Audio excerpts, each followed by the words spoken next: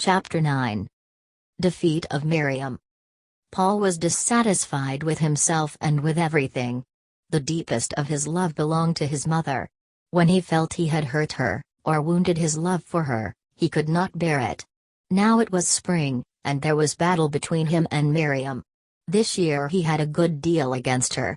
She was vaguely aware of it.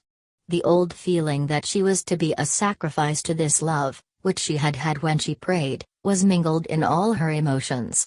She did not at the bottom believe she ever would have him.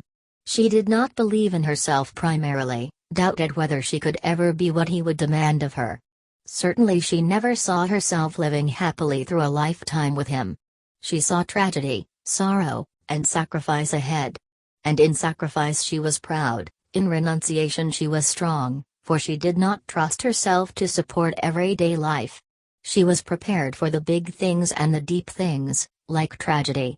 It was the sufficiency of the small day life she could not trust. The Easter holidays began happily. Paul was his own frank self. Yet she felt it would go wrong. On the Sunday afternoon she stood at her bedroom window, looking across at the oak trees of the wood, in whose branches a twilight was tangled, below the bright sky of the afternoon. Gray-green rosettes of honeysuckle leaves hung before the window, some already, she fancied, showing bud. It was spring, which she loved and dreaded. Hearing the clack of the gate she stood in suspense. It was a bright gray day. Paul came into the yard with his bicycle, which glittered as he walked. Usually he rang his bell and laughed towards the house. Today he walked with shut lips and cold, cruel bearing, that had something of a slouch and a sneer in it. She knew him well by now, and could tell from that keen-looking, aloof young body of his what was happening inside him. There was a cold correctness in the way he put his bicycle in its place, that made her heart sink. She came downstairs nervously. She was wearing a new net blouse that she thought became her. It had a high collar with a tiny ruff, reminding her of Mary, Queen of Scots, and making her, she thought, look wonderfully a woman, and dignified. At 20 she was full-breasted and luxuriously formed. Her face was still like a soft rich mask, unchangeable. But her eyes, once lifted, were wonderful. She was afraid of him. He would notice her new blouse. He, being in a hard, ironical mood, was entertaining the family to a description of a service given in the primitive Methodist chapel, conducted by one of the well-known preachers of the sect. He sat at the head of the table, his mobile face, with the eyes that could be so beautiful, shining with tenderness or dancing with laughter, now taking on one expression and then another, in imitation of various people he was mocking. His mockery always hurt her, it was too near the reality. He was too clever and cruel. She felt that when his eyes were like this, hard with mocking hate, he would spare neither himself nor anybody else. But Mrs. Ilvers was wiping her eyes with laughter, and Mr. Ilvers, just awake from his Sunday nap, was rubbing his head in amusement. The three brothers sat with ruffled, sleepy appearance in their shirt sleeves, giving a guffaw from time to time. The whole family loved a take-off more than anything. He took no notice of Miriam. Later, she saw him remark her new blouse, saw that the artist approved, but it won from him not a spark of warmth. She was nervous, could hardly reach the teacups from the shelves. When the men went out to milk, she ventured to address him personally. "You were late," she said. "Was I?" he answered. There was silence for a while. "Was it rough riding?" she asked.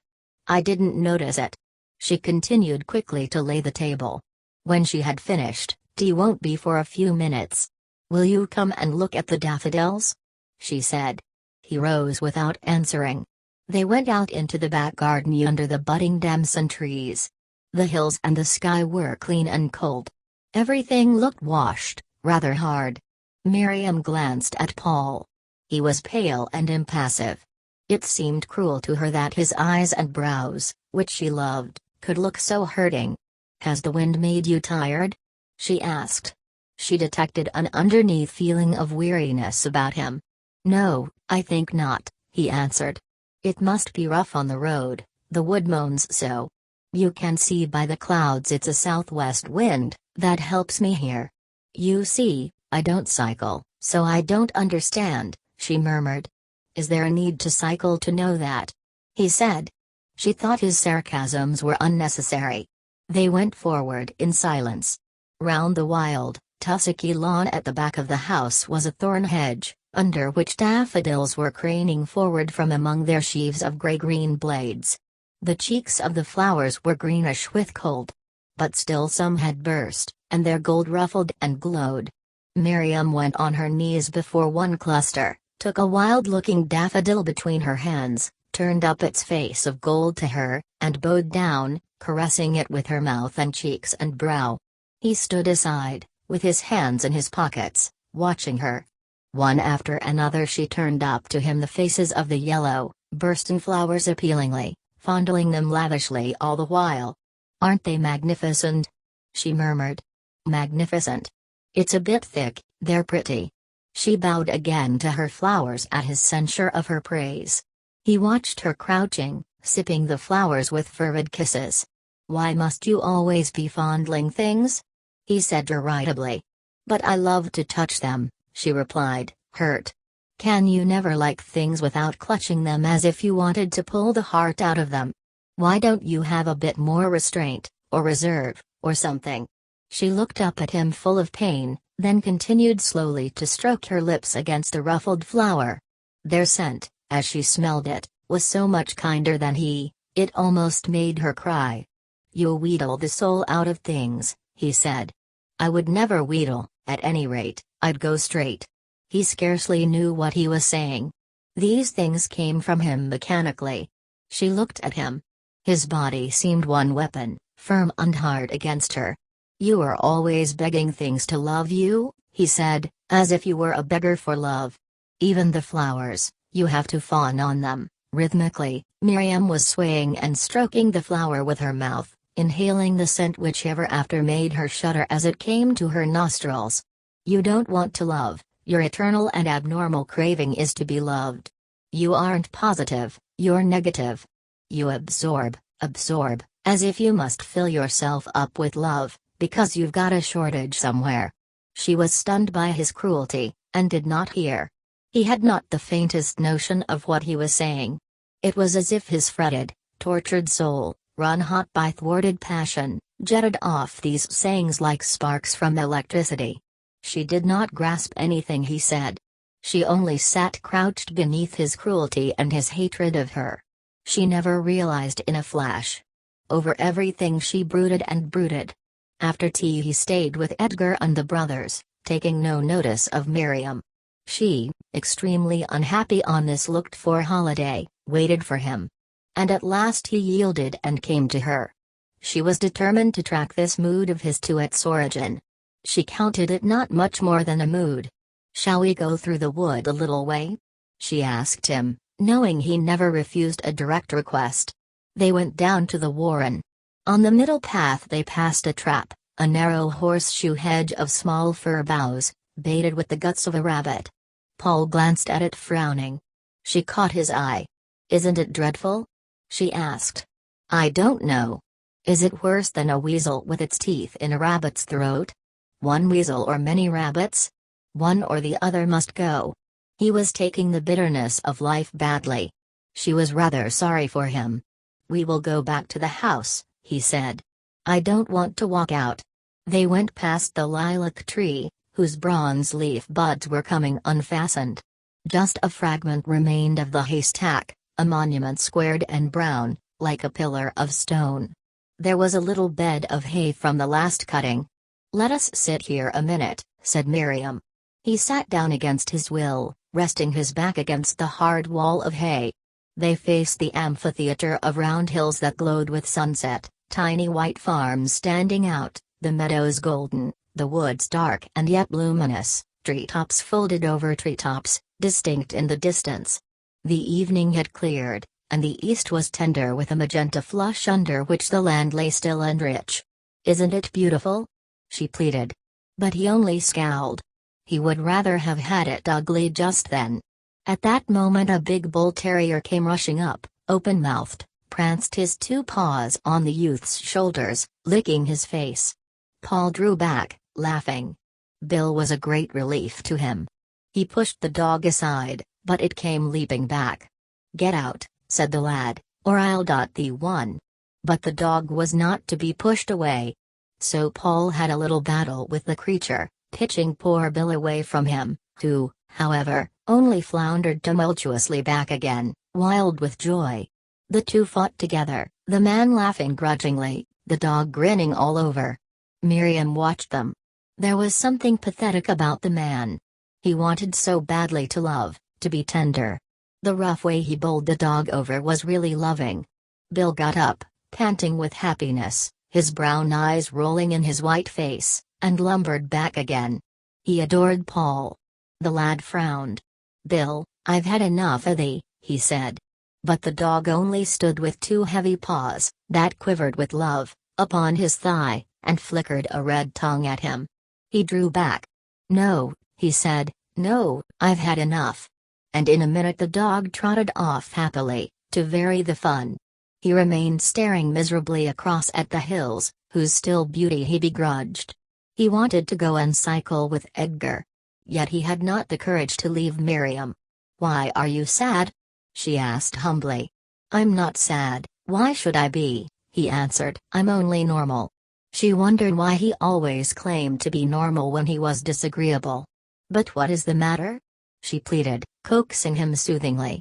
"Nothing." "Nay," she murmured. He picked up a stick and began to stab the earth with it. "You'd far better not talk," he said. "But I wish to know," she replied. He laughed resentfully. "You always do," he said. "It's not fair to me," she murmured. He thrust at the ground with the pointed stick, digging up little clods of earth as if he were in a fever of irritation. She gently and firmly laid her band on his wrist. "Don't," she said. "Put it away." He flung the stick into the currant bushes, and leaned back. Now he was bottled up. "What is it?" she pleaded softly. He lay perfectly still, only his eyes alive, and they full of torment. "You know," he said at length, rather wearily, "you know, we'd better break off." It was what she dreaded. Swiftly everything seemed to darken before her eyes. "Why?" she murmured. "What has happened?" "Nothing has happened. We only realize where we are." "It's no good," she waited in silence, sadly, patiently. It was no good being impatient with him. At any rate, he would tell her now what ailed him. "We agreed on friendship," he went on in a dull, monotonous voice. "How often have we agreed for friendship? And yet, it neither stops there, nor gets anywhere else." He was silent again. She brooded. What did he mean? He was so wearying. There was something he would not yield. Yet she must be patient with him. "I can only give friendship, it's all I'm capable of, it's a flaw in my makeup. The thing overbalances to one side, I hate a toppling balance. Let us have done." There was warmth of fury in his last phrases. He meant she loved him more than he her. Perhaps he could not love her. Perhaps she had not in herself that which he wanted. It was the deepest motive of her soul, this self-mistrust. It was so deep she dared neither realize nor acknowledge. Perhaps she was deficient. Like an infinitely subtle shame, it kept her always back. If it were so, she would do without him. She would never let herself want him. She would merely see. "But what has happened?" she said. "Nothing, it's all in myself, it only comes out just now. We're always like this towards Easter time." He groveled so helplessly, she pitied him. At least she never floundered in such a pitiable way. After all, it was he who was chiefly humiliated. "What do you want?" she asked him. "Why, I mustn't come often, that's all. Why should I monopolize you when I'm not? You see, I'm deficient in something with regard to you." He was telling her he did not love her, and so ought to leave her a chance with another man. How foolish and blind and shamefully clumsy he was. What were other men to her? What were men to her at all? But he, she loved his soul. Was he deficient in something? Perhaps he was. "But I don't understand," she said huskily. Yesterday, the night was turning jangled and hateful to him as the twilight faded. and she bowed under her suffering. "I know," he cried, "you never will. You'll never believe that I can't physically, any more than I can fly up like a skylark." "What?" she murmured. Now she dreaded. "Love you." He hated her bitterly at that moment because he made her suffer. Love her. She knew he loved her. He really belonged to her. This about not loving her, physically, bodily, was a mere perversity on his part, because he knew she loved him. He was stupid like a child. He belonged to her. His soul wanted her. She guessed somebody had been influencing him. She felt upon him the hardness, the foreignness of another influence. "What have they been saying at home?" she asked. "It's not that," he answered. And then she knew it was. She despised them for their commonness, his people. They did not know what things were really worth. He and she talked very little more that night. After all, he left her to cycle with Edgar. He had come back to his mother. Hers was the strongest tie in his life. When he thought round, Miriam shrank away. There was a vague, unreal feel about her. And nobody else mattered. There was one place in the world that stood solid and did not melt into unreality, the place where his mother was. Everybody else could grow shadowy, almost non-existent to him, but she could not. It was as if the pivot and pole of his life, from which he could not escape, was his mother. And in the same way she waited for him. In him was established her life now. After all, the life beyond offered very little to Mrs. Morel. She saw that our chance for doing is here, and doing counted with her. Paul was going to prove that she had been right. He was going to make a man whom nothing should shift off his feet. He was going to alter the face of the earth in some way which mattered. Wherever he went, she felt her soul went with him. Whatever he did, she felt her soul stood by him, ready, as it were, to hand him his tools. She could not bear it when he was with Miriam. William was dead. She would fight to keep Paul. And he came back to her. And in his soul was a feeling of the satisfaction of self-sacrifice because he was faithful to her. She loved him first, he loved her first. And yet it was not enough. His new young life, so strong and imperious, was urged towards something else. It made him mad with restlessness. She saw this, and wished bitterly that Miriam had been a woman who could take this new life of his, and leave her the roots. He fought against his mother almost as he fought against Miriam. It was a week before he went again to Willey Farm. Miriam had suffered a great deal, and was afraid to see him again. Was she now to endure the ignominy of his abandoning her? That would only be superficial and temporary. He would come back. She held the keys to his soul. But meanwhile, how he would torture her with his battle against her. She shrank from it. However, the Sunday after Easter he came to tea. Mrs. Lovers was glad to see him.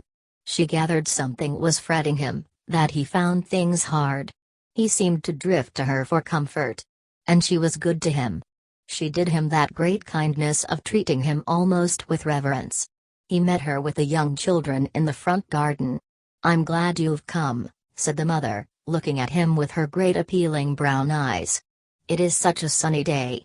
I was just going down the fields for the first time this year." He felt she would like him to come. That soothed him.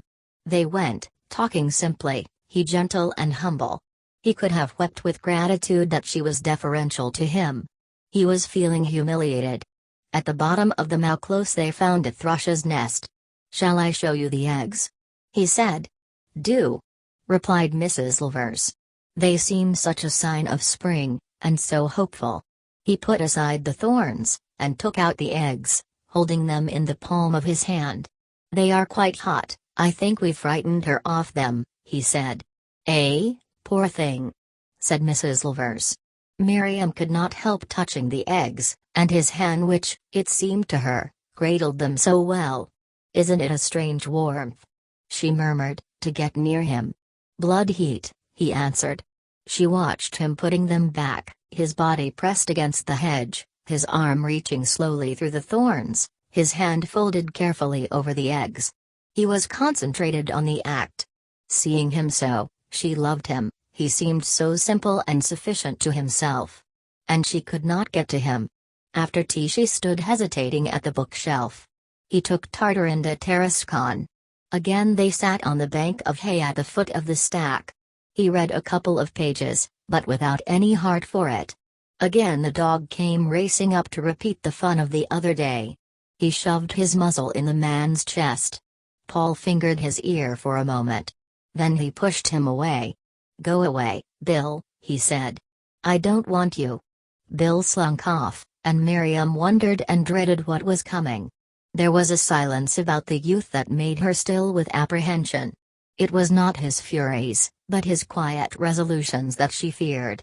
Turning his face a little to one side, so that she could not see him, he began, speaking slowly and painfully, "Do you think, if I didn't come up so much, you might get to like somebody else, another man?"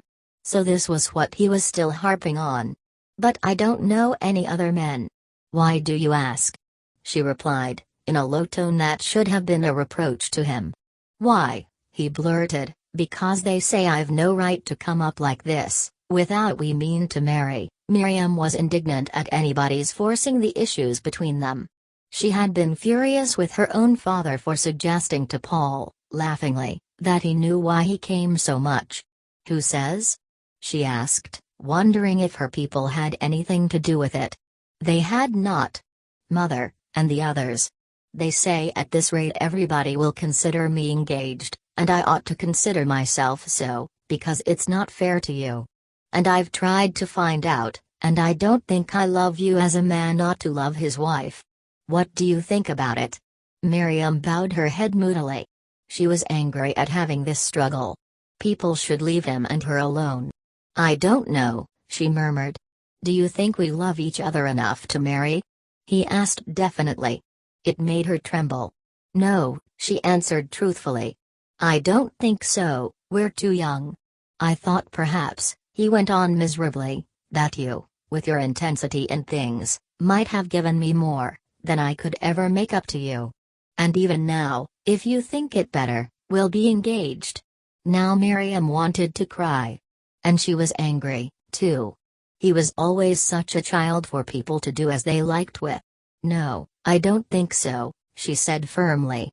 He pondered a minute. "You see," he said, "with me, I don't think one person would ever monopolize me, be everything to me, I think never." This she did not consider. "No," she murmured. Then, after a pause, she looked at him, and her dark eyes flashed. "This is your mother," she said. "I know she never liked me." "No, no, it isn't," he said hastily. It was for your sake she spoke this time. She only said, "If I was going on, I ought to consider myself engaged." There was a silence. "And if I ask you to come down any time, you won't stop away, will you?" She did not answer. By this time she was very angry. "Well, what shall we do?" she said shortly. "I suppose I'd better drop French. I was just beginning to get on with it. But I suppose I can go on alone."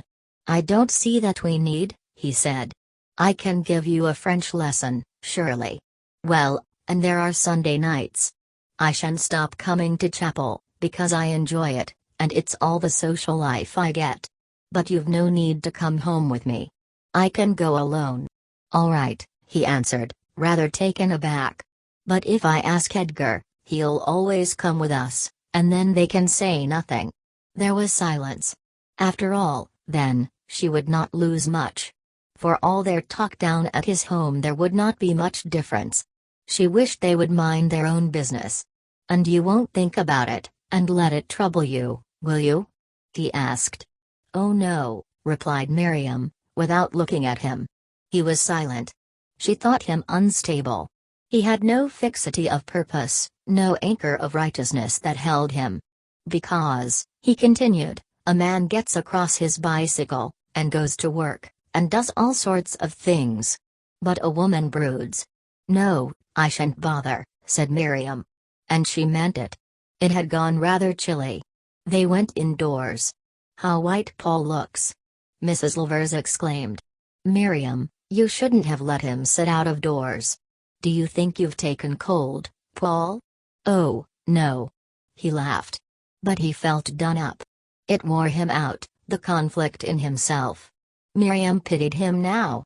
But quite early, before 9 o'clock, he rose to go. "You are not going home, are you?" asked Mrs. Livers anxiously. "Yes," he replied. "I said I'd be early." He was very awkward. "But this is early," said Mrs. Livers. Miriam sat in the rocking chair, and did not speak. He hesitated, expecting her to rise and go with him to the barn as usual for his bicycle. She remained as she was. He was at a loss. "Well, good night, all," he faltered. She spoke her good night along with all the others. But as he went past the window he looked in. She saw him pale, his brows knit slightly in a way that had become constant with him, his eyes dark with pain. She rose and went to the doorway to wave goodbye to him as he passed through the gate. He rode slowly under the pine trees, feeling a current a miserable wretch. His bicycle went tilting down the hills at random. He thought it would be a relief to break one's neck. 2 days later he sent her up a book and a little note, urging her to read and be busy.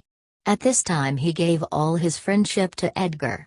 He loved the family so much, he loved the farm so much, it was the dearest place on earth to him. His home was not so lovable. It was his mother. But then he would have been just as happy with his mother anywhere. Whereas Willie Farm he loved passionately. He loved the little poky kitchen, where men's boots tramped, and the dog slept with one eye open for fear of being trodden on, where the lamp hung over the table at night, and everything was so silent. He loved Miriam's long, low parlor, with its atmosphere of romance, its flowers, its books, its high rosewood piano. He loved the gardens and the buildings that stood with their scarlet roofs on the naked edges of the fields, crept towards the wood as if for coziness, the wild country scooping down a valley and up the uncultured hills of the other side. Only to be there was an exhilaration and a joy to him. He loved Mrs. Livers, with her unworldliness and her quaint cynicism. He loved Mr. Livers, so warm and young and lovable. He loved Edgar, who lit up when he came, and the boys and the children and Bill, even the South Cersei and the Indian gamecock called Tipu. All this besides Miriam. He could not give it up. So he went as often, but he was usually with Edgar. Only all the family, including the father, joined in charades and games at evening. And later, Miriam drew them together, and they read Macbeth out of penny books, taking parts. It was great excitement. Miriam was glad, and Mrs. Livers was glad, and Mr. Livers enjoyed it. Then they all learned songs together from tonic solfa, singing in a circle round the fire. But now Paul was very rarely alone with Miriam. She waited. When she and Edgar and he walked home together from chapel or from the literary society in Bestwood, she knew his talk, so passionate and so unorthodox nowadays, was for her. She did envy Edgar, however, his cycling with Paul, his Friday nights, his days working in the fields. For her Friday nights and her French lessons were gone. She was nearly always alone, walking, pondering in the wood, reading, studying, dreaming, waiting. And he wrote to her frequently. One Sunday evening they attained to their old rare harmony. Edgar had stayed to communion. He wondered what it was like, with Mrs. Morel. So Paul came on alone with Miriam to his home. He was more or less under her spell again. As usual, they were discussing the sermon. He was setting now full sail towards agnosticism, but such a religious agnosticism that Miriam did not suffer so badly. They were at the Renan Vida Jesus stage. Miriam was the threshing floor on which he threshed out all his beliefs. While he trampled his ideas upon her soul, the truth came out for him. She alone was his threshing floor. She alone helped him towards realization. Almost impassive, she submitted to his argument and expounding. And somehow, because of her, he gradually realized where he was wrong. And what he realized, she realized. She felt he could not do without her. They came to the silent house. He took the key out of the scullery window, and they entered. All the time he went on with his discussion. He lit the gas, mended the fire, and brought her some cakes from the pantry. She sat on the sofa, quietly, with a plate on her knee. She wore a large white hat with some pinkish flowers. It was a cheap hat, but he liked it. Her face beneath was still and pensive, golden brown and ruddy. Always her ears were hid in her short curls. She watched him. She liked him on Sundays. Then he wore a dark suit that showed the lithe movement of his body. There was a clean, clear-cut look about him. He went on with his thinking to her. Suddenly he reached for a Bible. Miriam liked the way he reached up, so sharp, straight to the mark. He turned the pages quickly, and read her a chapter of St. John. As he sat in the armchair reading, intent, his voice only thinking, she felt as if he were using her unconsciously as a man uses his tools at some work he is bent on. She loved it. And the wistfulness of his voice was like a reaching to something, and it was as if she were what he reached with. She sat back on the sofa away from him, and yet feeling herself the very instrument his hand grasped. It gave her great pleasure. Then he began to falter and to get self-conscious. And when he came to the verse, "A woman, when she is in travail, hath sorrow because her hour is come," he missed it out. Miriam had felt him growing uncomfortable. She shrank when the well-known words did not follow. He went on reading, but she did not hear. A grief and shame made her bend her head. 6 months ago he would have read it simply. Now there was a scotch in his running with her. Now she felt there was really something hostile between them, something of which they were ashamed. She ate her cake mechanically. He tried to go on with his argument, but could not get back the right note. Soon Edgar came in. Mrs. Morell had gone to her friends. The three set off to Willey Farm. Miriam brooded over his split with her. There was something else he wanted. He could not be satisfied, he could give her no peace. There was between them now always a ground for strife. She wanted to prove him. She believed that his chief need in life was herself. If she could prove it, both to herself and to him, the rest might go. She could simply trust to the future. So in May she asked him to come to Willey Farm and meet Mrs. Dawes. There was something he hankered after. She saw him, whenever they spoke of Clara Dawes, rouse and get slightly angry. He said he did not like her. Yet he was keen to know about her. Well, he should put himself to the test. She believed that there were in him desires for higher things, and desires for lower, and that the desire for the higher would conquer. At any rate, he should try. She forgot that her higher and lower were arbitrary. He was rather excited at the idea of meeting Clara at Willey Farm. Mrs. Dawes came for the day. Her heavy, dun-colored hair was coiled on top of her head. She wore a white blouse and navy skirt, and somehow, wherever she was, seemed to make things look paltry and insignificant. When she was in the room, the kitchen seemed too small and mean altogether. Miriam's beautiful twilighty parlor looked stiff and stupid. All the Vulvers were eclipsed like candles. They found her rather hard to put up with. Yet she was perfectly amiable, but indifferent, and rather hard. Paul did not come till afternoon. He was early. As he swung off his bicycle, Miriam saw him look round at the house eagerly. He would be disappointed if the visitor had not come. Miriam went out to meet him, bowing her head because of the sunshine. Nasturtiums were coming out crimson under the cool green shadow of their leaves. The girl stood, dark-haired, glad to see him. "Hasn't Clara come?" he asked. "Yes," replied Miriam in her musical tone. "She's reading." He wheeled his bicycle into the barn. He had put on a handsome tie, of which he was rather proud, and socks to match. "She came this morning?" he asked. "Yes," replied Miriam, as she walked at his side. "You said you'd bring me that letter from the man at Liberty's. Have you remembered?" "Oh, no," he said. "But nag at me till you get it." "I don't like to nag at you. Do it whether or not." "And is she any more agreeable?" he continued. "You know I always think she is quite agreeable." He was silent.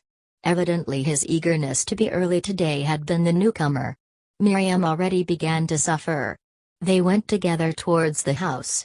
He took the clips off his trousers, but was too lazy to brush the dust from his shoes. In spite of the socks and tie, Clara sat in the cool parlor reading. He saw the nape of her white neck, and the fine hair lifted from it. She rose, looking at him indifferently.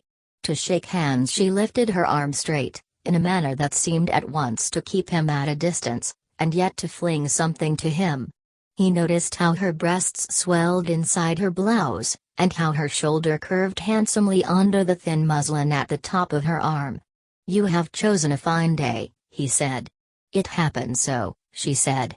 "Yes," he said, "I am glad." She sat down, not thanking him for his politeness. "What have you been doing all morning?" asked Paul of Miriam. "Well, you see," said Miriam, coughing huskily, "Clara only came with father, and so, she's not been here very long."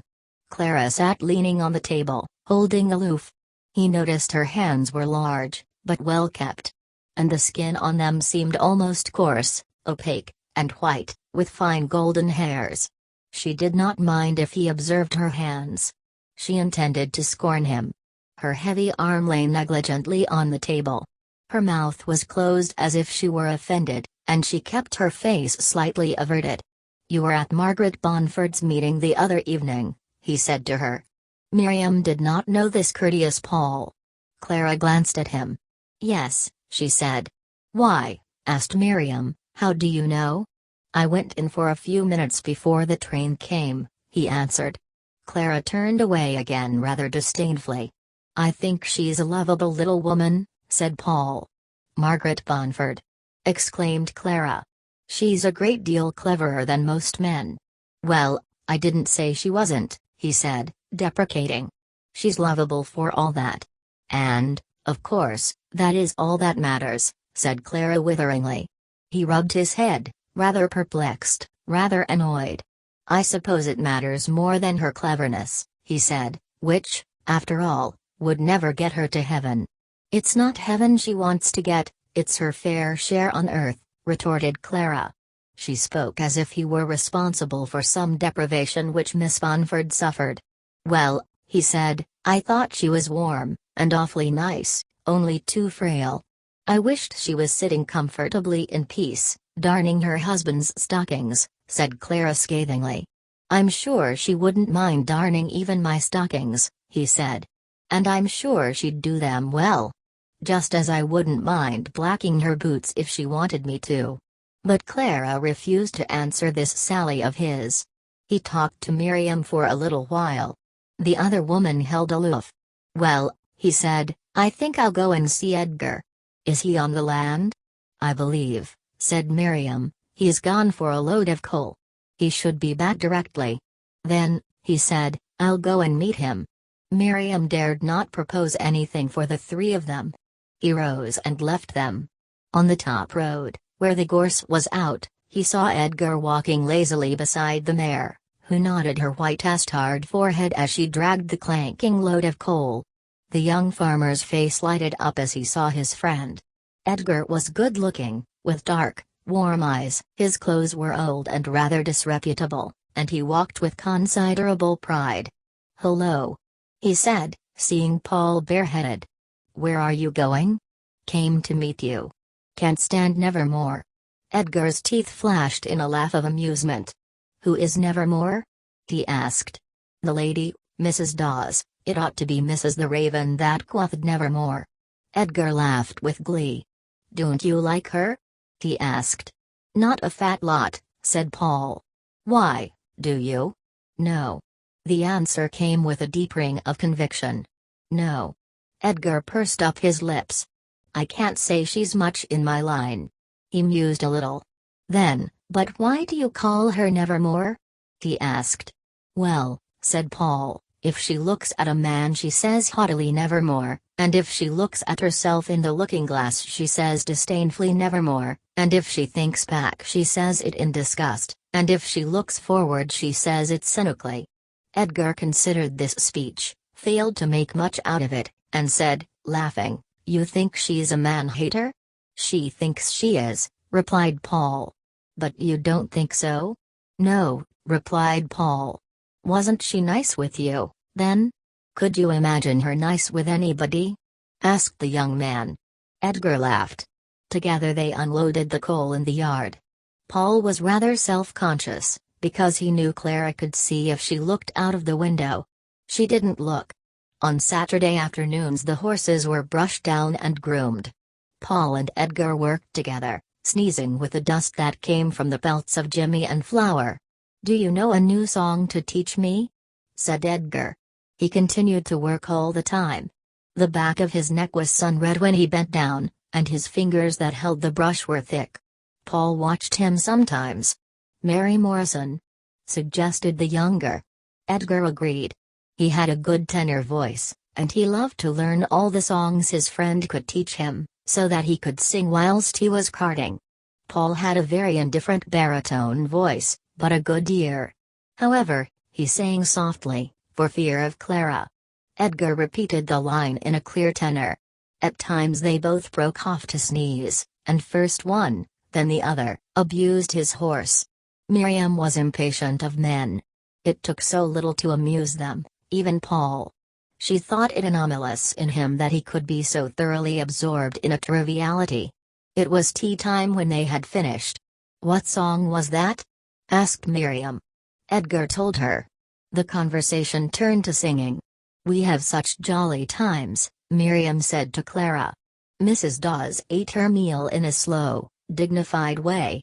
Whenever the men were present she grew distant. "Do you like singing?" Miriam asked her. "If it is good," she said. Paul, of course, colored. "You mean if it is high class and trained?" he said. "I think a voice needs training before the singing is anything," she said. "You might as well insist on having people's voices trained before you allowed them to talk," he replied. "Really, people sing for their own pleasure, as a rule. And it may be for other people's discomfort. Then the other people should have flaps to their ears," he replied. The boys laughed. There was a silence. He flushed deeply, and ate in silence. After tea, when all the men had gone but Paul, Mrs. Silvers said to Clara, "And you find life happier now?" "Infinitely."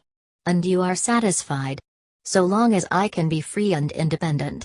"And you don't miss anything in your life?" asked Mrs. Silvers gently. "I've put all that behind me." Paul had been feeling uncomfortable during this discourse. He got up. "You'll find you're always tumbling over the things you've put behind you," he said. Then he took his departure to the cowsheds. He felt he had been witty, and his manly pride was high. He whistled as he went down the brick track. Miriam came for him a little later to know if he would go with Clara and her for a walk. They set off down to Stirley Mill Farm. As they were going beside the brook, on the Willie Water side, looking through the break at the edge of the wood, where pink campions glowed under a few sunbeams, they saw, beyond the tree trunks and the thin hazel bushes, a man leading a great bay horse through the gullies. The big red beast seemed to dance romantically through that dimness of green hazel drift, away there where the air was shadowy, as if it were in the past, among the fading bluebells that might have bloomed for Deidre or Iseult. The three stood charmed. "What a treat to be a knight," he said, "and to have a pavilion here." "And to have us shut up safely?" replied Clara. "Yes," he answered, "singing with your maids at your broidery. I would carry your banner of white and green and heliotrope. I would have WSPU emblazoned on my shield, beneath a woman rampant." "I have no doubt," said Clara, "that you would much rather fight for a woman than let her fight for herself." "I would. When she fights for herself she seems like a dog before a looking-glass, gone into a mad fury with its own shadow." "And you are the looking-glass?" she asked, with a curl of the lip. "Or the shadow," he replied. "I am afraid," she said, "that you are too clever." "Well, I leave it to you to be good," he retorted, laughing. "Be good, sweet maid, and just let me be clever." But Clara wearied of his flippancy. Suddenly, looking at her, he saw that the upward lifting of her face was misery and not scorn. His heart grew tender for everybody. He turned and was gentle with Miriam, whom he had neglected till then. At the wood's edge they met Lim, a thin, swarthy man of 40, tenant of Stirley Mill, which he ran as a cattle-raising farm. He held the halter of the powerful stallion indifferently, as if he were tired. The three stood to let him pass over the stepping stones of the first brook. Paul admired that so large an animal should walk on such springy toes, with an endless excess of vigor. Lim pulled up before them. "Tell your father, Miss Silvers," he said, in a peculiar piping voice, "that his young beasts as broke that bottom fence 3 days in runnin'." "Which?" asked Miriam, tremulous. The great horse breathed heavily, shifting round its red flanks, and looking suspiciously with its wonderful big eyes upwards from under its lowered head and falling mane. "Come along a bit," replied Lim, "and I'll show you." The man and the stallion went forward. It danced sideways, shaking its white fat locks and looking frightened, as it felt itself in the brook. "No hanky-pankyin," said the man affectionately to the beast. It went up the bank in little leaps, then splashed finally through the second brook. Clara, walking with a kind of sulky abandon, watched it half fascinated, half contemptuous. Lim stopped and pointed to the fence under some willows. "There, you see where they got through," he said. "My man's drove 'em back 3 times. "Yes," answered Miriam, coloring as if she were at fault. "Are you comin' in?" asked the man. "No, thanks, but we should like to go by the pond." "Well, just as you've a mind," he said. The horse gave little whinnies of pleasure at being so near home. "He is glad to be back," said Clara, who was interested in the creature. "Yes, he's been a tidy step today." They went through the gate, and saw approaching them from the big farmhouse a smallish, dark, excitable-looking woman of about 35. Her hair was touched with gray, her dark eyes looked wild. She walked with her hands behind her back. Her brother went forward. As it saw her, the big bay stallion whinnied again. She came up excitedly. "Are you home again, my boy?" she said tenderly to the horse, not to the man. The great beast shifted round to her, ducking his head. She smuggled into his mouth the wrinkled yellow apple she had been hiding behind her back, then she kissed him near the eyes. He gave a big sigh of pleasure. She held his head in her arms against her breast. "Isn't he splendid?" said Miriam to her. Miss Lim looked up. Her dark eyes glanced straight at Paul. "Oh, good evening, Miss Silvers," she said. "It's ages since you've been down." Miriam introduced her friends. "Your horse is a fine fellow," said Clara. "Isn't he?" Again she kissed him. "As loving as any man." "More loving than most men, I should think," replied Clara. "He's a nice boy," cried the woman, again embracing the horse. Clara, fascinated by the big beast, went up to stroke his neck. "He's quite gentle," said Miss Lim. "Don't you think big fellows are?" "He's a beauty," replied Clara. She wanted to look in his eyes. She wanted him to look at her. "It's a pity he can't talk," she said. "Oh, but he can, all but," replied the other woman. Then her brother moved on with the horse. "Are you coming in?" "Do come in, mister, I didn't catch it." "Morel," said Miriam. "No, we won't come in, but we should like to go by the mill pond." "Yes, yes, do. Do you fish, Mr. Morel?" "No," said Paul. "Because if you do you might come and fish any time," said Miss Lim. "We scarcely see a soul from week's end to week's end." "I should be thankful. What fish are there in the pond?" he asked. They went through the front garden, over the sluice, and up the steep bank to the pond, which lay in shadow, with its 2 wooded islets. Paul walked with Miss Lim. "I shouldn't mind swimming here," he said. "Do," she replied. "Come when you like. My brother will be awfully pleased to talk with you. He is so quiet, because there is no one to talk to. Do come and swim." Clara came up. "It's a fine depth," she said, "and so clear." "Yes," said Miss Lim. "Do you swim?" said Paul. Miss Lim was just saying we could come when we liked. "Of course there's the farm hands," said Miss Lim. They talked a few moments, then went on up the wild hill, leaving the lonely, haggard-eyed woman on the bank. The hillside was all ripe with sunshine. It was wild and tussocky, given over to rabbits. The three walked in silence. Then, "She makes me feel uncomfortable," said Paul. "You mean Miss Lim?" asked Miriam. Yes. What's a matter with her? Is she going dotty with being too lonely? Yes, said Miriam. It's not the right sort of life for her. I think it's cruel to bury her there. I really ought to go and see her more. But, she upsets me. She makes me feel sorry for her, yes, and she bothers me, he said. I suppose, blurted Clara suddenly, she wants a man. The other two were silent for a few moments. But it's the loneliness sends her cracked, said Paul. Clara did not answer, but strode on uphill.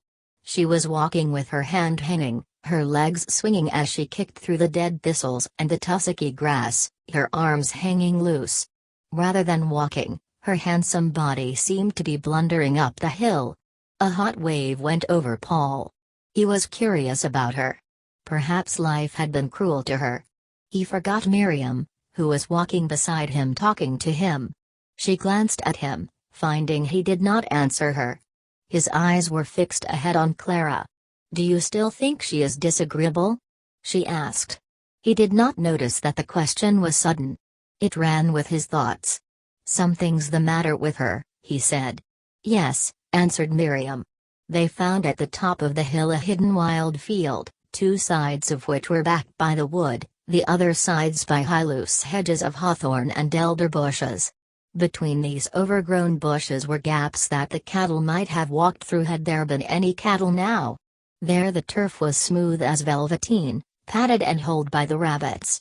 The field itself was coarse, and crowded with tall, big cowslips that had never been cut. Clusters of strong flowers rose everywhere above the coarse tussocks of bent. It was like a roadstead crowded with tan, ferry shipping. Ah! cried Miriam, and she looked at Paul, her dark eyes dilating. He smiled. Together they enjoyed the field of flowers. Clara, a little way off, was looking at the cowslips disconsolately. Paul and Miriam stayed close together, talking in subdued tones. He kneeled on one knee, quickly gathering the best blossoms, moving from tuft to tuft restlessly, talking softly all the time. Miriam plucked the flowers lovingly, lingering over them. He always seemed to her too quick and almost scientific. Yet his bunches had a natural beauty more than hers. He loved them, but as if they were his and he had a right to them. She had more reverence for them, they held something she had not. The flowers were very fresh and sweet. He wanted to drink them. As he gathered them, he ate the little yellow trumpets. Clara was still wandering about disconsolately. Going towards her, he said, "Why don't you get some? I don't believe in it. They look better growing. But you'd like some? They want to be left. I don't believe they do. I don't want the corpses of flowers about me," she said. "That's a stiff, artificial notion," he said. "They don't die any quicker in water than on their roots. And besides, they look nice in a bowl, they look jolly. And you only call a thing a corpse because it looks corpse-like. Whether it is one or not?" she argued. "It isn't one to me. A dead flower isn't a corpse of a flower." Clara now ignored him. "And even so, what right have you to pull them?" she asked. "Because I like them, and want them, and there's plenty of them." "And that is sufficient?" "Yes. Why not? I'm sure they'd smell nice in your room in Nottingham. And I should have the pleasure of watching them die. But then, it does not matter if they do die." Whereupon he left her, and went stooping over the clumps of tangled flowers which thickly sprinkled the field like pale, luminous foam clots. Miriam had come close. Clara was kneeling, breathing some scent from the cowslips. "I think," said Miriam, "if you treat them with reverence you don't do them any harm. It is the spirit you pluck them in that matters." "Yes," he said. "But no, you get 'em because you want 'em, and that's all." He held out his bunch. Miriam was silent. He picked some more. "Look at these," he continued, "sturdy and lusty like little trees and like boys with fat legs." Clara's hat lay on the grass not far off. She was kneeling, bending forward still to smell the flowers. Her neck gave him a sharp bang, such a beautiful thing, yet not proud of itself just now. Her breasts swung slightly in her blouse. The arching curve of her back was beautiful and strong. She wore no stays. Suddenly, without knowing, he was scattering a handful of cowslips over her hair and neck, saying, "Ashes to ashes, and dust to dust, if the Lord won't have you the devil must." The chill flowers fell on her neck. She looked up at him, with almost pitiful, scared gray eyes, wondering what he was doing. Flowers fell on her face, and she shut her eyes. Suddenly, standing there above her, he felt awkward. "I thought you wanted a funeral," he said, ill at ease. Clara laughed strangely, and rose, picking the cowslips from her hair. She took up her hat and pinned it on. One flower had remained tangled in her hair. He saw, but would not tell her. He gathered up the flowers he had sprinkled over her. At the edge of the wood the bluebells had flowed over into the field and stood there like flood water. But they were fading now. Clara strayed up to them. He wandered after her. The bluebells pleased him. "Look how they've come out of the wood," he said. Then she turned with a flash of warmth and of gratitude. "Yes," she smiled. His blood beat up. "It makes me think of the wild men of the woods, how terrified they would be when they got breast to breast with the open space." "Do you think they were?" she asked. "I wonder which was more frightened among old tribes, those bursting out of their darkness of woods upon all the space of light, or those from the open tiptoeing into the forests." "I should think the second," she answered. "Yes, you do feel like one of the open space sort, trying to force yourself into the dark, don't you?" "How should I know?" she answered queerly. The conversation ended there. The evening was deepening over the earth. Already the valley was full of shadow. One tiny square of light stood opposite at Crosslebank Farm. Brightness was swimming on the tops of the hills. Miriam came up slowly, her face in her big, loose bunch of flowers, walking ankle-deep through the scattered froth of the cowslips. Beyond her the trees were coming into shape, all shadow. "Shall we go?" she asked. And the three turned away. They were all silent. Going down the path they could see the light of home right across, and on the ridge of the hill a thin dark outline with little lights, where the colliery village touched the sky. "It has been nice, hasn't it?" he asked. Miriam murmured assent. Clara was silent. "Don't you think so?" he persisted. But she walked with her head up, and still did not answer. He could tell by the way she moved, as if she didn't care, that she suffered. At this time Paul took his mother to Lincoln. She was bright and enthusiastic as ever, but as he sat opposite her in the railway carriage, she seemed to look frail.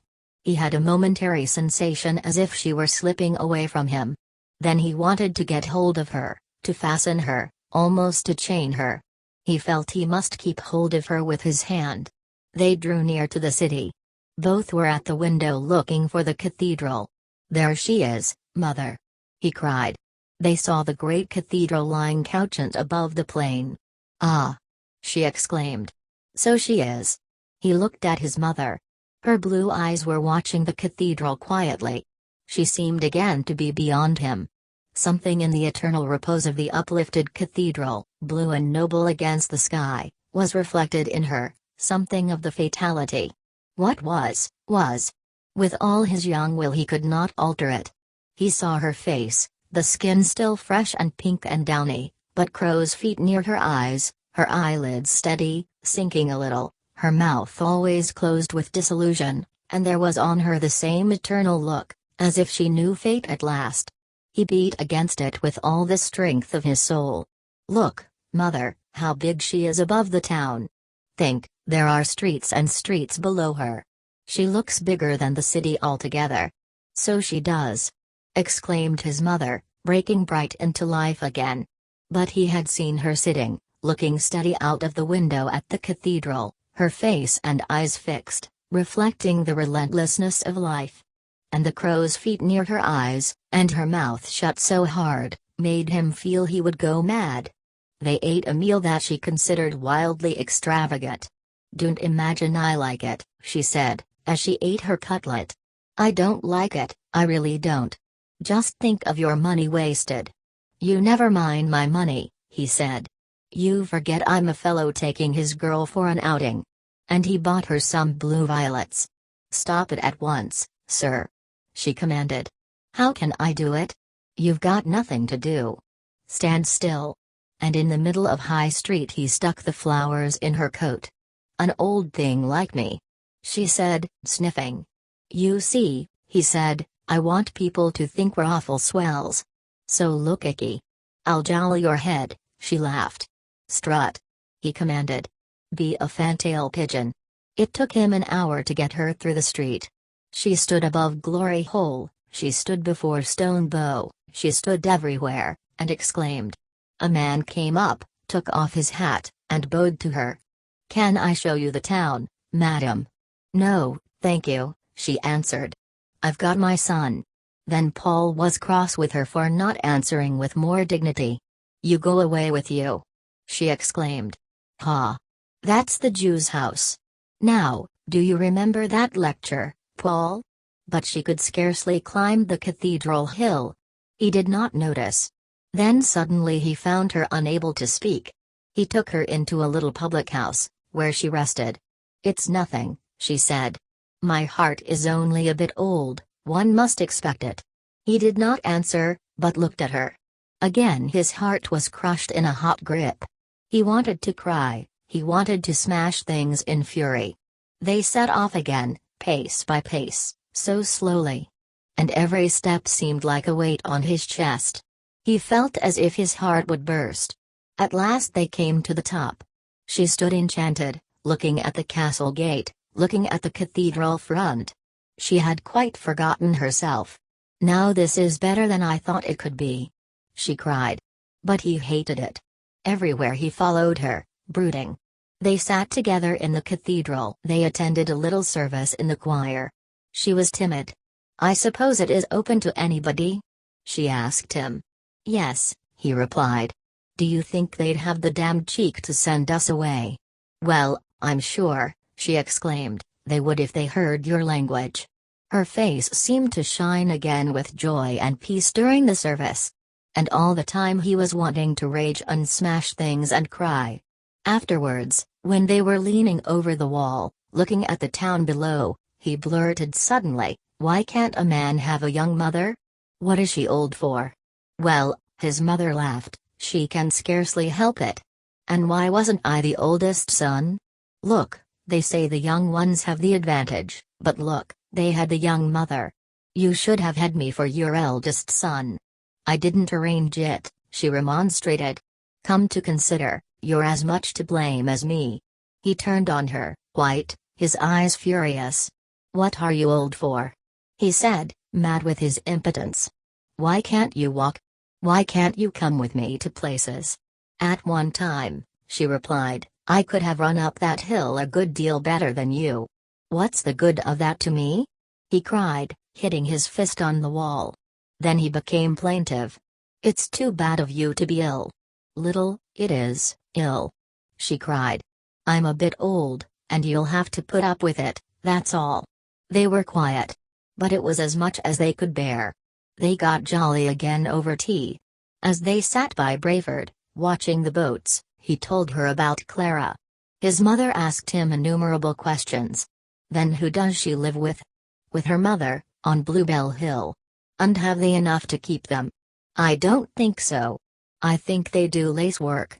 And wherein lies her charm, my boy? I don't know that she's charming, mother. But she's nice. And she seems straight, you know, not a bit deep, not a bit. But she's a good deal older than you. She's 30, I'm going on 23. You haven't told me what you like her for. Because I don't know, a sort of defiant way she's got, a sort of angry way. Mrs. Morell considered. She would have been glad now for her son to fall in love with some woman who would, she did not know what. But he fretted so, got so furious suddenly, and again was melancholic. She wished he knew some nice woman, she did not know what she wished, but left it vague. At any rate, she was not hostile to the idea of Clara. Annie, too, was getting married. Leonard had gone away to work in Birmingham. One weekend when he was home she had said to him, "You don't look very well, my lad." I dunno, he said. I feel anyhow or nohow, Ma. He called her Ma already in his boyish fashion. Are you sure they're good lodgings? She asked. Yes, yes. Only, it's a winder when you have to pour your own tea out, nobody to grouse if you team it in your saucer and sup it up. It somehow takes the taste out of it. Mrs. Morel laughed. And so it knocks you up? She said. I dunno. I want to get married, he blurted, twisting his fingers and looking down at his boots. There was a silence. But, she exclaimed, I thought you said you'd wait another year. Yes, I did say so, he replied stubbornly. Again she considered. Do you know, she said, Annie's a bit of a spendthrift. She's saved no more than £11. And I know, lad, you haven't had much chance. He colored up to the ears. I've got 33 quid, he said. It doesn't go far, she answered. He said nothing, but twisted his fingers. Do you know, she said, I've nothing, I didn't want, Ma. He cried, very red, suffering and remonstrating. No, my lad, I know. I was only wishing I had. And take away £5 for the wedding and things, it leaves £29. You won't do much on that. He twisted still, impotent, stubborn, not looking up. But do you really want to get married? She asked. Do you feel as if you ought? He gave her one straight look from his blue eyes. Yes, he said. Then, she replied, we must all do the best we can for it, lad. The next time he looked up there were tears in his eyes. I don't want Annie to feel handicapped, he said, struggling. My lad, she said, you're steady, you've got a decent place. If a man had needed me I'd have married him on his last week's wages. She may find it a bit hard to start humbly. Young girls are like that.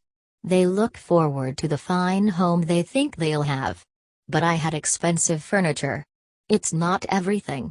So the wedding took place almost immediately. Arthur came home, and was splendid in uniform. Annie looked nice in a dove-grey dress that she could take for Sundays. Morel called her a fool for getting married, and was cool with his son-in-law. Mrs. Morel had white tips in her bonnet, and some white on her blouse, and was teased by both her sons for fancying herself so grand. Leonard was jolly and cordial, and felt a fearful fool. Paul could not quite see what Annie wanted to get married for. He was fond of her, and she of him. Still, he hoped rather lugubriously that it would turn out all right. Arthur was astonishingly handsome in his scarlet and yellow, and he knew it well, but was secretly ashamed of the uniform. Annie cried her eyes up in the kitchen, on leaving her mother. Mrs. Morel cried a little, then patted her on the back and said, But don't cry, child, he'll be good to you. Morel stamped and said she was a fool to go and tie herself up. Leonard looked white and overwrought. Mrs. Morel said to him, I'll trust her to you, my lad, and hold you responsible for her. You can, he said, nearly dead with the ordeal. And it was all over. When Morel and Arthur were in bed, Paul sat talking, as he often did, with his mother. You are not sorry she's married, mother, are you? He asked. I'm not sorry she's married, but, it seems strange that she should go from me. It even seems to me hard that she can prefer to go with her Leonard. That's how mothers are, I know it's silly. Shall you be miserable about her? When I think of my own wedding day, his mother answered, I can only hope her life will be different. But you can trust him to be good to her? Yes, yes. They say he's not good enough for her. But I say if a man is genuine, as he is, and a girl is fond of him, then, it should be all right. He's as good as she. So you don't mind? I would never have let a daughter of mine marry a man I didn't feel to be genuine through and through. And yet, there's a gap now she's gone. They were both miserable, and wanted her back again. It seemed to Paul his mother looked lonely, in her new black silk blouse with its bit of white trimming. At any rate, mother, I'll never marry, he said. Eh? They all say that, my lad. You've not met the one yet. Only wait a year or two. But I shan't marry, mother. I shall live with you, and we'll have a servant. Eh? my lad, it's easy to talk. We'll see when the time comes. What time? I'm nearly 23. Yes, you're not one that would marry young. But in 3 years' time, I shall be with you just the same. We'll see, my boy, we'll see. But you don't want me to marry? I shouldn't like to think of you going through your life without anybody to care for you and do, no. And you think I ought to marry? Sooner or later every man ought. But you'd rather it were later. It would be hard, and very hard. It's as they say, a son's my son till he takes him a wife, but my daughter's my daughter the whole of her life. And you think I'd let a wife take me from you? Well, you wouldn't ask her to marry your mother as well as you, Mrs. Morell smiled. She could do what she liked, she wouldn't have to interfere. She wouldn't, till she'd got you, and then you'd see. I never will see. I'll never marry while I've got you, I won't. But I shouldn't like to leave you with nobody, my boy, she cried. You are not going to leave me. What are you? 53. I'll give you till 75. There you are, I'm fat and 44. Then I'll marry a staid body. See? His mother sat and laughed. Go to bed, she said, go to bed. And we'll have a pretty house, you and me, and a servant, and it'll be just all right. I'll perhaps be rich with my painting. Will you go to bed? And then you'll have a pony carriage. See yourself, a little Queen Victoria trotting round. I tell you to go to bed, she laughed. He kissed her and went. His plans for the future were always the same. Mrs. Morell sat brooding, about her daughter, about Paul, about Arthur. She fretted at losing Annie. The family was very closely bound. And she felt she must live now, to be with her children. Life was so rich for her. Paul wanted her, and so did Arthur. Arthur never knew how deeply he loved her. He was a creature of the moment. Never yet had he been forced to realize himself. The army had disciplined his body, but not his soul. He was in perfect health and very handsome. His dark, vigorous hair sat close to his smallish head. There was something childish about his nose, something almost girlish about his dark blue eyes.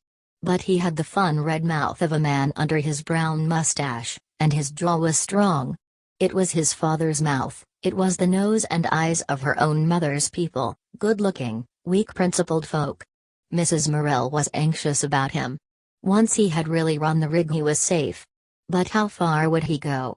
The army had not really done him any good. He resented bitterly the authority of the officers. He hated having to obey as if he were an animal. But he had too much sense to kick. So he turned his attention to getting the best out of it. He could sing, he was a boon companion.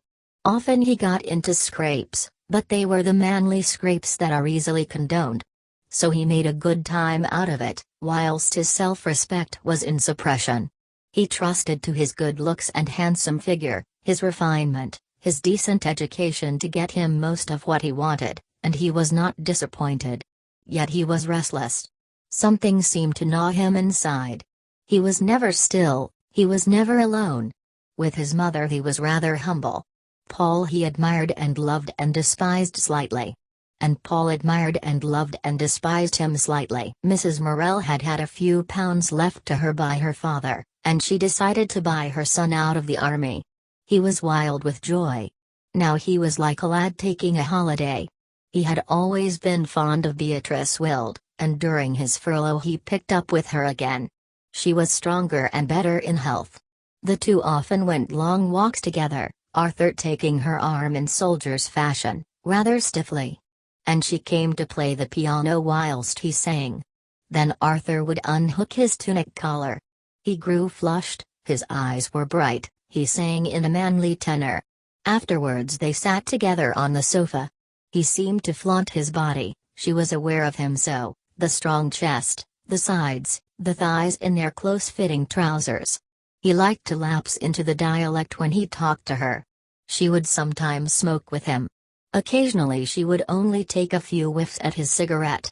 "Nay," he said to her one evening, when she reached for his cigarette. "Nay, the dozna. I'll gie thee a smoke kiss if ter's a mind." I wanted a whiff, no kiss at all, she answered. "Well, and the SLT ha a whiff," he said, a long witty kiss. "I want to draw at thy fag," she cried, snatching for the cigarette between his lips. He was sitting with his shoulder touching her. She was small and quick as lightning. He just escaped. "I'll gie thee a smoke kiss," he said. "They're a knive nuisance, Artie Morel," she said, sitting back. "Ha, a smoke kiss?" The soldier leaned forward to her, smiling. His face was near hers. "Shauna," she replied, turning away her head. He took a draw at his cigarette, and pursed up his mouth, and put his lips close to her. His dark brown cropped mustache stood out like a brush. She looked at the puckered crimson lips, then suddenly snatched the cigarette from his fingers and darted away. He, leaping after her, seized the comb from her back hair. She turned, threw the cigarette at him. He picked it up, put it in his mouth, and sat down. "Nuisance!" she cried. "Give me my comb." She was afraid that her hair, specially done for him, would come down. She stood with her hands to her head. He hid the comb between his knees. "I've non got it," he said. The cigarette trembled between his lips with laughter as he spoke. "Liar," she said. "'S true as I'm here." He laughed, showing his hands. "You brazen imp!" she exclaimed, rushing and scuffling for the comb, which he had under his knees. As she wrestled with him, pulling at his smooth, tight-covered knees, he laughed till he lay back on the sofa shaking with laughter. The cigarette fell from his mouth, almost singeing his throat. Under his delicate tan the blood flushed up, and he laughed till his blue eyes were blinded, his throat swollen almost to choking. Then he sat up. Beatrice was putting in her comb. "That tickled me, Beat," he said thickly. Like a flash her small white hand went out and smacked his face. He started up, glaring at her. They stared at each other. Slowly the flush mounted her cheek, she dropped her eyes, then her head. He sat down sulkily. She went into the scullery to adjust her hair. In private there she shed a few tears, she did not know what for. When she returned she was pursed up close. But it was only a film over her fire. He, with ruffled hair, was sulking upon the sofa. She sat down opposite, in the armchair, and neither spoke. The clock ticked in the silence like blows. "You are a little cat, Beat," he said at length, half apologetically. "Well, you shouldn't be brazen," she replied. There was again a long silence. He whistled to himself like a man much agitated but defiant. Suddenly she went across to him and kissed him. "Did it, poor thing?" she mocked. He lifted his face, smiling curiously. "Kiss?" he invited her. "Daren't I?" she asked. "Go on," he challenged, his mouth lifted to her. Deliberately, and with a peculiar quivering smile that seemed to overspread her whole body, she put her mouth on his. Immediately his arms folded round her. As soon as the long kiss was finished she drew back her head from him, put her delicate fingers on his neck, through the open collar. Then she closed her eyes, giving herself up again in a kiss. She acted of her own free will. What she would do she did, and made nobody responsible. Paul felt life changing around him. The conditions of youth were gone. Now it was a home of grown-up people. Annie was a married woman, Arthur was following his own pleasure in a way unknown to his folk. For so long they had all lived at home, and gone out to pass their time. But now, for Annie and Arthur, life lay outside their mother's house. They came home for holiday and for rest. So there was that strange, half-empty feeling about the house, as if the birds had flown. Paul became more and more unsettled. Annie and Arthur had gone. He was restless to follow. Yet home was for him beside his mother. And still there was something else, something outside, something he wanted. He grew more and more restless. Miriam did not satisfy him. His old mad desire to be with her grew weaker. Sometimes he met Clara in Nottingham, sometimes he went to meetings with her, sometimes he saw her at Willey Farm. But on these last occasions the situation became strained. There was a triangle of antagonism between Paul and Clara and Miriam. With Clara he took on a smart, worldly, mocking tone very antagonistic to Miriam. It did not matter what went before. She might be intimate and sad with him. Then as soon as Clara appeared, it all vanished, and he played to the newcomer. Miriam had one beautiful evening with him in the hay. He had been on the horse rake, and having finished, came to help her to put the hay in cocks. Then he talked to her of his hopes and despairs, and his whole soul seemed to lie bare before her. She felt as if she watched the very quivering stuff of life in him. The moon came out, they walked home together. He seemed to have come to her because he needed her so badly, and she listened to him, gave him all her love and her faith. It seemed to her he brought her the best of himself to keep, and that she would guard it all her life. Nay, the sky did not cherish the stars more surely and eternally than she would guard the good in the soul of Paul Morel. She went on home alone, feeling exalted, glad in her faith. And then, the next day, Clara came. They were to have tea in the hayfield. Miriam watched the evening drawing to gold and shadow. And all the time Paul was sporting with Clara. He made higher and higher heaps of hay that they were jumping over. Miriam did not care for the game, and stood aside. Edgar and Geoffrey and Morris and Clara and Paul jumped. Paul won, because he was light. Clara's blood was roused. She could run like an Amazon. Paul loved the determined way she rushed at the haycock and leaped, landed on the other side, her breasts shaken, her thick hair come undone. "You touched!" he cried. "You touched!" "No." She flashed, turning to Edgar. "I didn't touch, did I? Wasn't I clear?" "I couldn't say," laughed Edgar. "None of them could say." "But you touched," said Paul. "You were beaten." "I did not touch," she cried. "As plain as anything," said Paul. "Box his ears for me," she cried to Edgar. "Nay," Edgar laughed. "I daren't. You must do it yourself. And nothing can alter the fact that you touched," laughed Paul. She was furious with him. Her little triumph before these lads and men was gone. She had forgotten herself in the game. Now he was to humble her. "I think you are despicable," she said. And again he laughed, in a way that tortured Miriam. "And I knew you couldn't jump that heap," he teased. She turned her back on him. Yet everybody could see that the only person she listened to, or was conscious of, was he, and he of her. It pleased the men to see this battle between them. But Miriam was tortured. Paul could choose the lesser in place of the higher, she saw. He could be unfaithful to himself, unfaithful to the real, deep Paul Morel. There was a danger of his becoming frivolous, of his running after his satisfaction like any Arthur, or like his father. It made Miriam bitter to think that he should throw away his soul for this flippant traffic of triviality with Clara. She walked in bitterness and silence, while the other two rallied each other, and Paul sported.